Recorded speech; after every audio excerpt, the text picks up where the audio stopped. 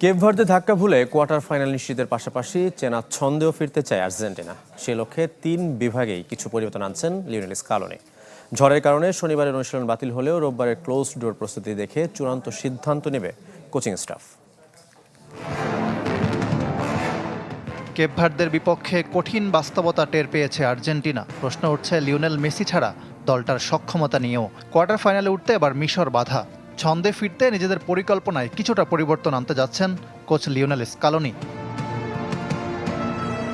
তবে বড় ধরনের রদবদলের সম্ভাবনা কম। আর্জেন্টাইন গণমাধ্যমগুলো বলছে রক্ষণ, মাঝমাঠ ও আক্রমণ প্রতি বিভাগে অন্তত একটা করে পরিবর্তন আসছে। আটলান্টায় রওনা হওয়ার আগে রোববারের ক্লোজ ডোর অনুশীলনের পরেই চূড়ান্ত সিদ্ধান্ত নেবেন স্কালোনি। সবচেয়ে বড় ধাঁধা আক্রমণ ভাগে। লৌতারো মার্তিনেজ আর হুলিয়ান আলভারেজ কার্যকরী হতে পারছেন না। আলভারেজকে এবার শুরুর একাদশে নামাতে পারেন স্কালোনি। রক্ষণে ফাকুন্দো মেদিনার জায়গায় ফিরতে পারেন নিকোলাস তালিয়াফিকো। আগের ম্যাচে ক্র্যাম্পে ভোগায় তার ফিটনেসে নজর রাখতে হচ্ছে। মাঝ মাঠে লিয়ান্দ্রো পারেদেস ও নিকো গঞ্জালেসের ফেরার সম্ভাবনা জোরালো। জায়গা হারাতে পারেন থিয়াগো আলমাদা। ঝড়ের কারণে শনিবারের অনুশীলন বাতিল করতে হয়েছে বিশ্ব চ্যাম্পিয়নদের।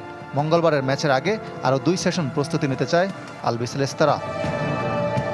মিশরকে শুধু হারানো নয়, চেনা ছন্দে ফেরার চ্যালেঞ্জও লিওনেল মেসিদের সামনে। আটলান্টা ইতোমধ্যে পৌঁছে গেছে মোহামেদ সালার দল। ইকরাম হোসাইন, চ্যানেল 24।